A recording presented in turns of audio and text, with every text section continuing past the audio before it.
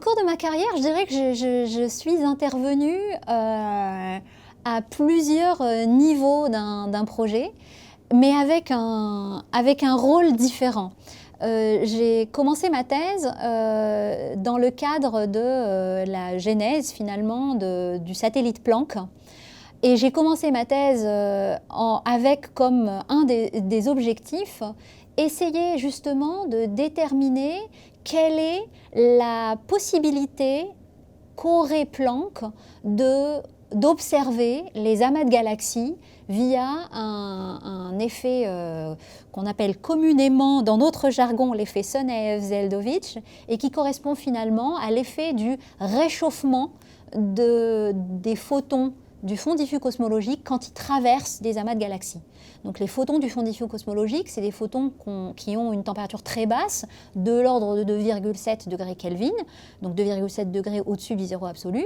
Et quand ils traversent un gaz très chaud, eh bien, ils gagnent un peu en énergie et donc ils sont un petit peu réchauffés. Et ce réchauffement va se traduire par une distorsion, une modification de leur distribution. Leur distribution initiale était celle d'un corps noir et d'un seul coup, comme ils sont réchauffés, eh bien, ce corps noir va être distordu. Et c'est ce qu'on appelle l'effet Sonaev-Zeldovich.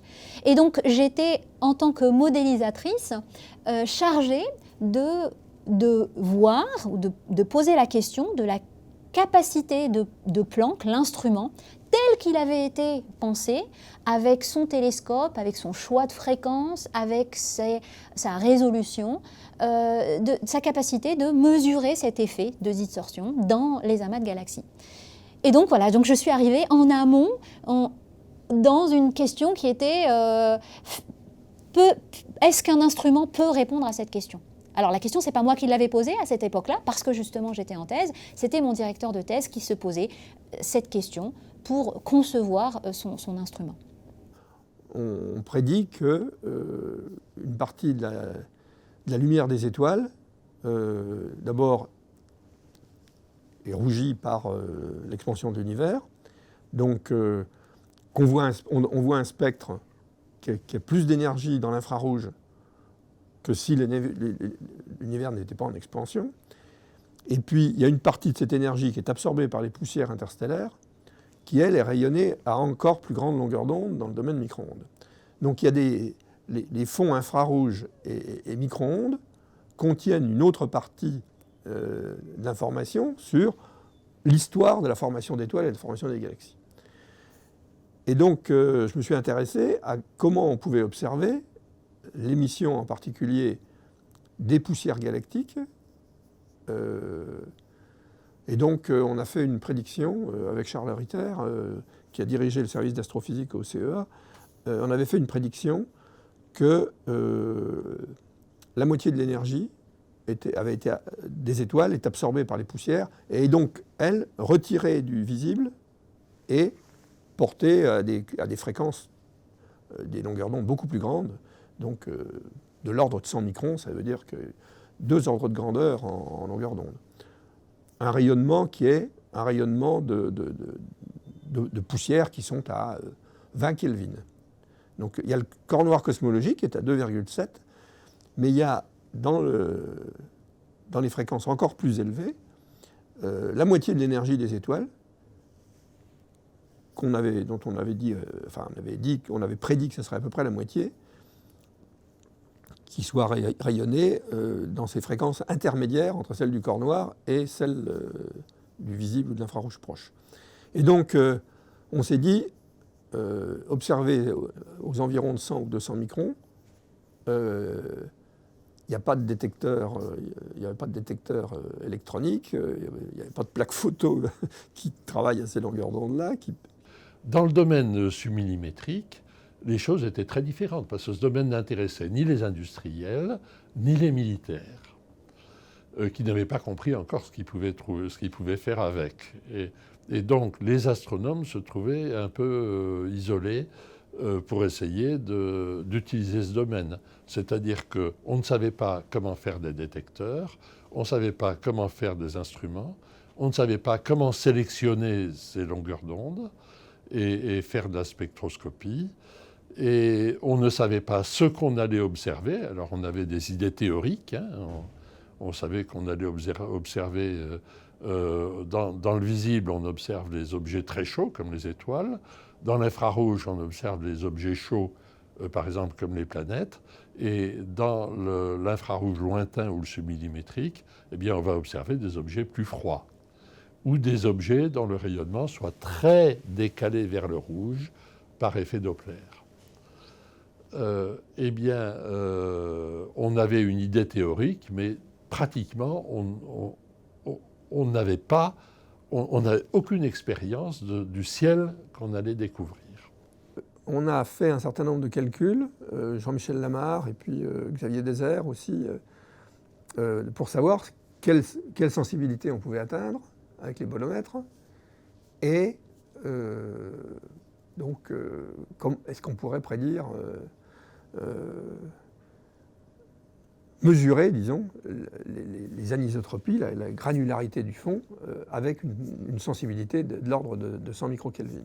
La genèse de Planck, c'est à la fois le résultat d'un long travail d'apprentissage avec des expériences en laboratoire, des expériences au sol, des expériences en ballon stratosphérique, je pense en particulier à Pronaos, hein, et c'est aussi les résultats extraordinaires obtenus par le satellite COBE qui ouvrait la voie et qui montrait que, oui, le rayonnement fossile avait bien un spectre de corps noir comme on l'espérait, et que, oui, il avait bien il n'était pas complètement uniforme, il y avait ces très légères fluctuations de brillance, hein, ces inhomogénéités de brillance, qui allaient ultérieurement donner la formation de galaxies, d'amas de galaxies, des grandes structures de l'univers.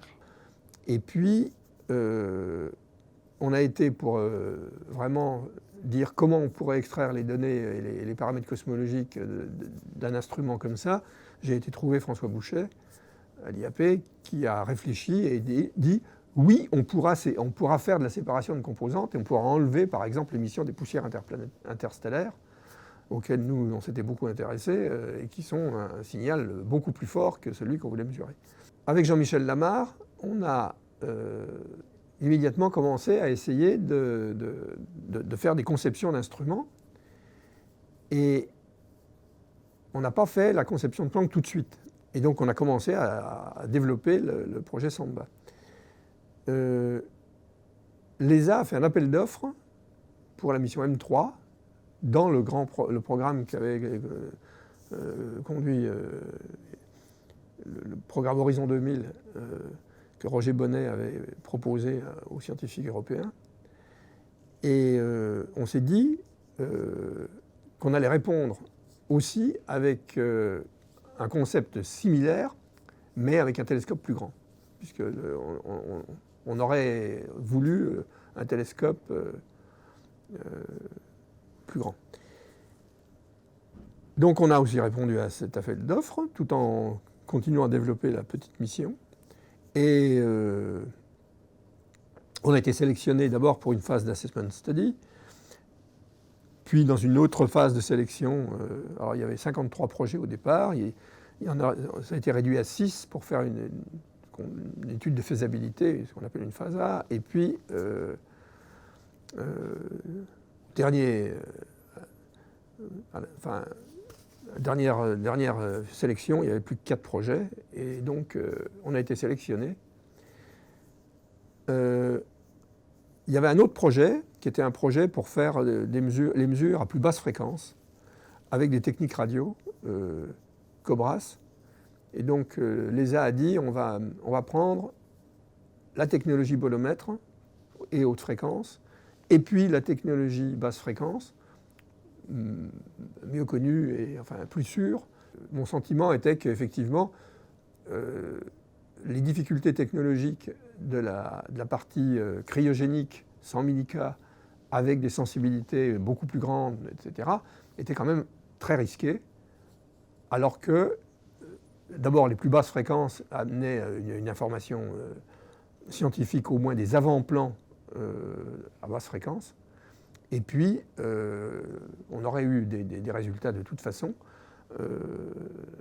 si effectivement la cryogénie, par exemple, n'avait pas marché. Ça ne marchait pas s'il n'y avait pas les bolomètres à 100 millK qui étaient en train d'être développés.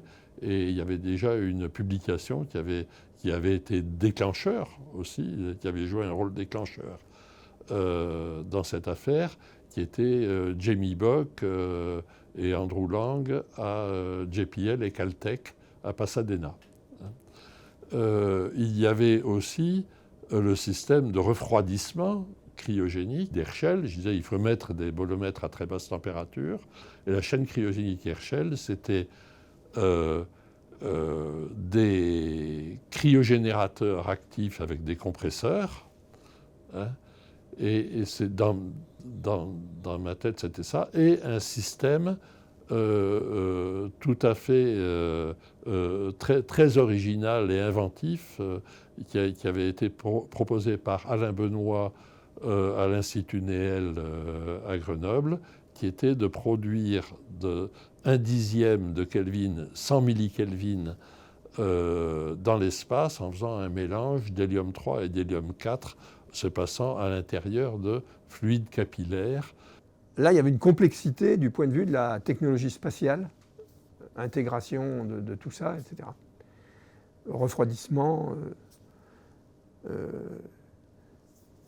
Et il fallait donc c'était un projet beaucoup plus cher que le petit satellite du CNES. Donc le CNES, on a abandonné le projet du petit satellite. Celui qui avait été classé deuxième, qui était les oscillations stellaires, a été mis en route pour remplir la case du petit satellite scientifique. Et le CNES a pris en charge effectivement le financement de l'instrument haute fréquence, HFI. Donc on a terminé avec un concept où il y avait un réfrigérateur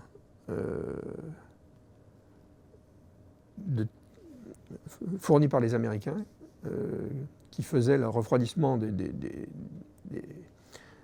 détecteurs radio, de l'instrument basse fréquence.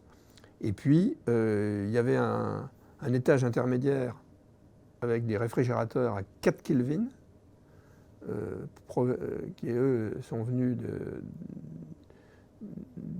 du Rutherford Laboratory en Angleterre et qui travaillaient avec des compresseurs mécaniques. Et puis la dilution, hélium 3 et hélium 4. Donc il y avait 3 étages de réfrigérateurs basés sur 3 techniques différentes.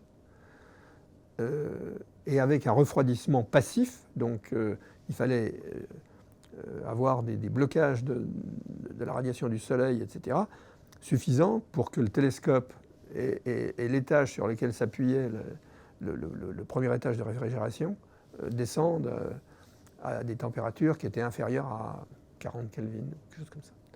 Donc c'était un projet le plus compliqué spatial qui ait jamais été lancé avant.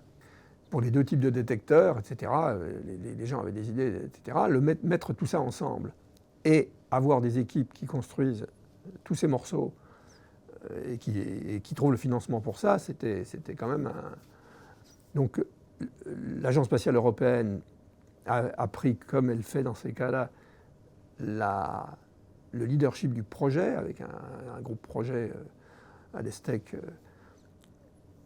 Mais toute l'instrumentation et la cryogénie devaient être prises en charge par les agences nationales spatiales d'un certain nombre de pays. Donc, pour le premier étage de refroidissement, les États-Unis ont fourni ce réfrigérateur.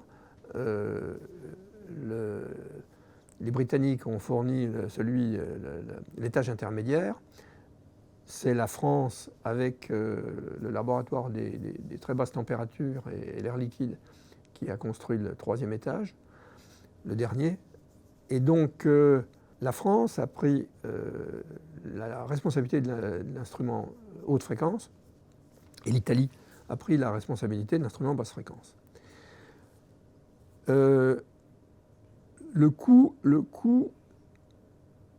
de l'instrument haute fréquence, par exemple, a été pris en charge pour à peu près la moitié par le CNES et pour l'autre moitié par les Anglais et les Américains. Les Américains ne fournissaient pas que l'étage de refroidissement, le premier étage de refroidissement, ils ont fourni aussi les bolomètres, parce que les bolomètres que construisait Andrew Lang à Caltech étaient, pour le spatial, plus performants que ceux qui étaient construits dans le laboratoire. Le LPSP est devenu IAS. Quand on se lance dans un projet comme Planck, d'une part, on ne part pas de rien, et on part dans un contexte, parce que Planck c'est une expérience quasiment mondiale, on part dans un contexte qui existe déjà. Mais l'idée, elle germe dans un ou à la limite plusieurs endroits. Et dans quelques esprits, hein, même si la question a été posée de façon implicite par le contexte. Quand on se lance dans un projet comme ça, on se réunit à quelques-uns, et en fait, la machine qu'on met en route est une machine considérable. Elle est considérable ne serait-ce qu'à cause du budget que ça va mettre en œuvre, des institutions que ça va solliciter, et à cause du nombre de personnes, du nombre d'intervenants.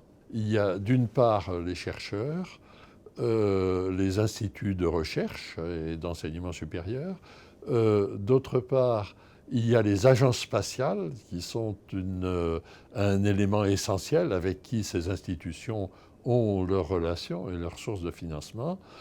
Et il y a l'industrie qui amène une compétence et un savoir-faire. On ne peut pas faire du spatial sans industrie. Et donc ce sont des gens qui ont des cultures très différentes. Il faut que tout ça soit mis en œuvre. Et puis derrière, il faut qu'il y ait un accord ça se fait au niveau politique, d'inclure un projet de la taille de Planck dans les budgets spatiaux des États. Il faut qu'il y ait un certain consensus pour que ça aboutisse. Donc, les détecteurs sont venus des États-Unis, les deux étages aussi de l'extérieur, et donc ça a été relativement long, d'autant plus que après la sélection de Cobras Samba, donc devenu Planck après, il y a eu l'échec d'Ariane 5 qui a retardé considérablement le calendrier d'au moins 2 ans. On a mis des gens de secteurs différents, des scientifiques, on a mis des techniques différentes, on a mis de l'ingénierie de laboratoire poussée, parce que les gens de ce labo ont beaucoup bossé avaient déjà fait de la R&D eux-mêmes. Hein. Et on a travaillé ensuite avec un industriel qui, au départ, l'industriel, fort bien d'ailleurs, comme tout industriel, nous a dit, nous, bon, on prend le proto, vous le payez. Alors vous savez comme moi que dans ces affaires-là, c'est le CNES qui paie, hein, c'est le CNES qui alimente en crédit, s'il a accepté, bien entendu, la manip. Mais nous, on ne prend aucune responsabilité sur les résultats. D'ailleurs, les résultats, c'est vous allez le tester. Bon voilà, un montage normal, je dirais, à la fois pour nous, mais pour un industriel. Et puis, bien entendu, une fois qu'aurait été prouvé que ce machin pouvait marcher, l'industriel, lui, a réémis ses spécifications. Donc là, on a beaucoup travaillé avec eux. Hein. Un gros industriel ne travaille pas autrement. Lui, quand il va fabriquer quelque chose, c'est lui qui dit ce qu'il va fabriquer. C'est pas nous. Normal. Alors ça c'est des choses qui ne sont pas évidentes à faire comprendre dans le domaine de la recherche. je vous le dis. Mais ça a été, oui, il y a eu des frustrations sur le mode on aurait pu tout faire. Non, on ne pouvait pas tout faire. C'était pas possible. Par contre, on a apporté énormément de technologie d'ici. On a fait beaucoup de mesures de façon à ce qu'on ne fasse pas de bêtises, quoi. Et on a apporté aussi beaucoup de savoir-faire des gens du laboratoire qui ont participé à l'intégration. Comme toujours, ce machin-là, au départ, ne devait pas marcher. C'est-à-dire qu'il y avait trop de choses. Mais heureusement, on ne s'arrête pas à ça. Et c'est à petits pas qu'on a mené à la fois les équipes, les discussions avec l'industrie, les livraisons. Et aussi, vous pensez bien que l'ESA, qui était finalement le destinataire de SAN, nous a pressurés en permanence, quoi. Une des premières pierres pour pouvoir faire Planck, c'était de montrer qu'on savait faire une dilution spatialisable qu'on pouvait embarquer sur un satellite avec peu d'énergie, peu de volume, peu de poids, etc. Ça devait durer 2 ans, ça a duré 4 ans, et c'est ce qu'on a fait au laboratoire, et il a fallu attendre la fin de ce projet, parce que c'était quand même un projet en soi, et pour montrer et pour pouvoir faire accepter le projet Planck, c'était que oui, maintenant, on a une dilution qui marche. Donc on a fait marcher une dilution ici, elle a fonctionné. Alors on peut descendre à 30 millicas si on veut, mais les détecteurs, ils ont un poids. Donc plus on met de détecteurs au bout d'une dilution, moins on descend bas. Donc c'était le challenge, c'était 100 millicas pour tant de kilos de détecteurs. Ça ne se passe pas en kilos, ça se passe plutôt en grammes. Et voilà, et donc une fois qu'on est arrivé à la fin et qu'on a dit, voilà, on a fait fonctionner une dilution, elle fait, voilà comment elle est, etc. Le projet, les scientifiques ont continué à mener le projet, ils avaient dans leur poche, voilà, on sait faire, maintenant on sait qu'on peut faire avec une dilution. La difficulté, c'est qu'à chaque fois, c'est un prototype, donc toutes les choses que l'on fait, ce sont des choses nouvelles, c'est-à-dire qu'on invente avec des choses qu'on connaît un peu, mais on invente, on modifie les choses, etc. Alors bon, ça marche, mais après, quand l'instrument va être en l'air, s'il y a un boulon qui est mal serré ou si on n'est pas sûr que ça va fonctionner pendant 1 an, 2 ans ou 3 ans, ça ne peut pas marcher. Alors on a, pendant tout un projet, on a au-dessus de nos têtes le groupe, ce qu'on appelle le groupe assurance qualité, c'est-à-dire que ce sont des gens qui sont chargés de vérifier que tout ce qu'on fait, ce sont des choses fiables. C'est-à-dire qui vont marcher et qui vont marcher dans un environnement difficile, parce que ce sera dans l'espace, etc., qui vont résister aux vibrations quand la fusée va emmener le satellite, et que le fonctionnement, et que ce sont des choses qui vont pouvoir fonctionner pendant 2 ans, 3 ans, sans interruption. Donc il y a toute une phase qu'on appelle de qualification, où par exemple, on met un détecteur, eh bien, on le teste. On dit on va le faire marcher pendant 2 ans, sous vide. On va le faire vibrer. Allez, on va le secouer pendant. On va reproduire les vibrations, par exemple, d'un lancement de fusée. Et puis, on va multiplier par 2 ou 3 pour avoir un coefficient de sécurité. Et voilà. Et des fois, on fait des choses. On monte une mécanique, on monte la structure d'un instrument. On va la mettre sur un pot vibrant.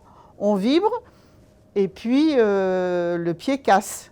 Et on repart, on revient, on regarde pourquoi il a cassé. Penser un système à dilution comme ça, mais c'est beaucoup de micromécanique, il faut des installations hyper performantes pour les construire, etc. Et Air Liquide, eux, étaient chargés de construire, en fait, de mettre leur technique à notre service pour fabriquer, suivant notre demande, ce qu'on voulait. Mais toujours, les tests, c'est toujours nous qui les faisions, etc. Une partie très délicate en cryogénie, c'est le câblage. Parce que le câblage, on ne peut pas s'en affranchir, on ne fait pas de Wi-Fi, etc. Donc il faut des fils qui relient la source d'alimentation au détecteur. Et malheureusement, ces fils, ils conduisent la chaleur. Et donc une partie de la puissance de refroidissement qu'on fournit avec la cryogénie, elle s'en va bêtement, au lieu de refroidir les détecteurs, au lieu de refroidir les détecteurs, elle refroidit aussi un peu les fils et une partie de l'énergie s'en va. Au lieu de descendre à 100 milliK, par exemple 50 milliK des détecteurs, dès qu'on leur met une connexion électrique, une partie de l'énergie fournie part par les câbles, et donc les détecteurs, au lieu de descendre par exemple à 50 milliK, vont descendre qu'à 100 milliK. Donc on perd une partie de notre puissance de réfrigération dans les fils électriques. Et donc, toute une technique qu'on maîtrise, qu'on a bien maîtrisée, c'est qu'est-ce qu'on utilise comme fil, quelle nature de fil. Et ça, c'est des choses qui ont été mises au point à l'IAS, avec aussi d'autres sociétés privées qui s'étaient un peu spécialisées. On leur demandait de nous faire des fils particuliers avec tel matériau, tel diamètre. Enfin, on parle des fils de 100 microns de diamètre. Voilà. Il faut souder tout ça. Air Liquide pouvait faire la mécanique très délicate de cette dilution, parce que ce n'est pas le but d'un laboratoire de recherche de faire de la fabrication mécanique. Mais le câblage a toujours été fait par la câbleuse du laboratoire, et les contrôles et les tests, on avait des intégrations qui sont très longues, et ça a toujours été, et pour cette dilution spatialisable, et pour d'ailleurs la suite des instruments, etc. C'est quelque chose qu'on a gardé ici. Comment on fait pour faire fonctionner ce système extrêmement complet avec des gens très divers et très différents? En réalité, le moteur qui fait que ça marche, c'est la motivation, et que chacun se sente responsable et soit fier de son travail. On se rend compte que toutes les compétences qui sont réunies, si elles sont réunies, c'est qu'en fait, il y a besoin de ces compétences, il y a besoin de ces savoir-faire.